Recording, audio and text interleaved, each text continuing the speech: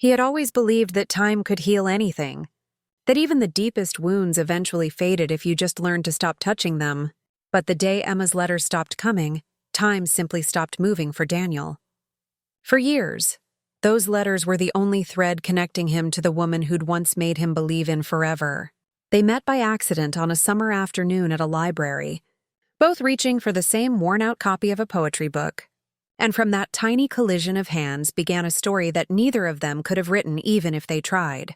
Emma was light, gentle, warm, endlessly curious about the smallest details of life. Daniel was quiet, always observing the world from a careful distance, afraid of losing things he cared for. And yet somehow, her laughter slipped into the cracks of his guarded heart and stayed there. They weren't lovers in the traditional sense, no grand confessions, no promises under the stars. But they wrote to each other every week after she moved to another city for her studies. Those letters became their universe, filled with stories about sunsets, unfinished dreams, and hopes of meeting again someday. Every envelope smelled faintly of lavender, her favorite scent, and every word she wrote seemed to echo his own thoughts. Then one day, the letters stopped. At first he thought the post was delayed, then maybe she was busy. But weeks turned into months, and silence became the only thing arriving in his mailbox. He wrote again and again, but no reply came. The emptiness of his mailbox became heavier than any heartbreak he had known. Then, almost a year later, a newspaper clipping reached him, a quiet note about a tragic accident on a rainy highway. Emma's name was among the lost. He read it once, twice, 100 times, each word cutting deeper until his tears blurred the ink. The world dimmed. He stopped writing, stopped waiting, and eventually stopped believing. He buried himself in work, moved to a new town, and let the world call it healing, even though his heart had long gone quiet. Years passed. The world changed. Letters became emails. Love became fleeting, and Daniel became older, lonelier, quieter. He moved into a small cottage near the coast, away from the noise, where the wind spoke in whispers and the sea carried secrets. It was a life made of routine, morning walks, black coffee, the sound of waves instead of words. Until one stormy evening, as the thunder rolled across the sky and rain splattered against the windows, a soft knock echoed at the door. When he opened it, no one stood there, just the rain and the sound of the sea howling.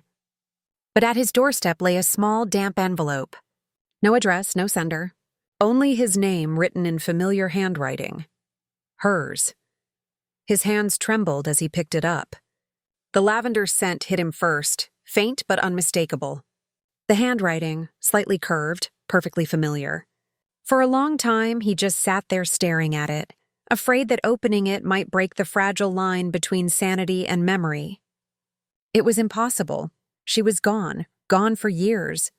But the date stamped on the corner read only 2 days ago. His heart pounded as he tore the envelope open. Inside was a single sheet of paper, yellowed slightly with time but still intact, the ink unblurred by rain. It began like all her old letters, "Dear Daniel." And then, "If you're reading this, it means I didn't make it back to you." The room seemed to tilt as he read on. She wrote about a trip she'd planned, how she felt uneasy that morning, how something in her heart told her to write one last letter just in case. "I don't know why, but I feel like the world is whispering something I can't understand," she had written. "So if I never get to send this, and somehow, someday it reaches you, please know, you were my quiet miracle."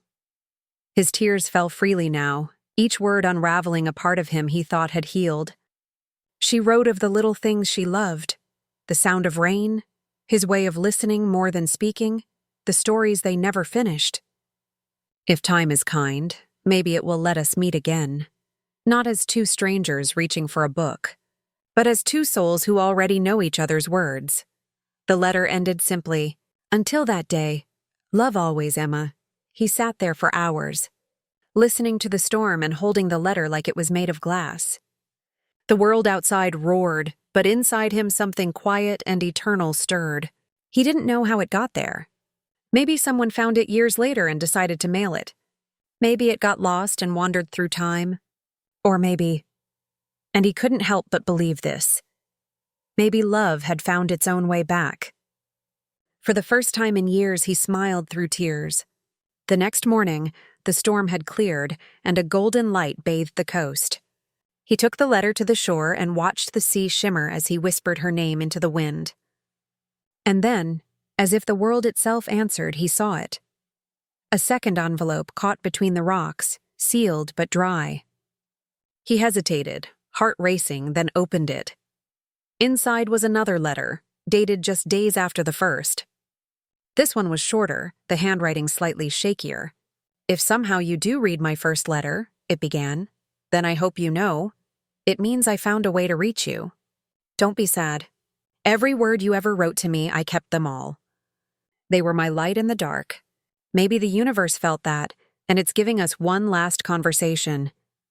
It ended, "I'll be where the sea meets the sky. That's where love never ends." Daniel folded the letter gently and looked toward the horizon, where the clouds parted just enough for sunlight to touch the water. He felt no fear, no sadness, and only peace. For the first time, he didn't feel alone. He placed both letters in a small bottle, sealed it tight, and threw it into the sea. As it drifted away, he whispered, "Goodbye, Emma. Or maybe, see you soon." That night, the wind was softer, the stars brighter. He dreamed of her, standing on the shore, smiling, holding the same old poetry book. She didn't say anything, just nodded gently, like a promise fulfilled. When he woke up, the letters were gone from his desk, replaced by a single dried lavender flower. He never tried to explain it. He didn't need to. Some stories, he realized, aren't meant to be solved. They're meant to be felt. And this one somehow would live forever. Because in the quiet space between words and time, love had written its final letter. One that didn't need to be mailed, because it had already arrived where it belonged.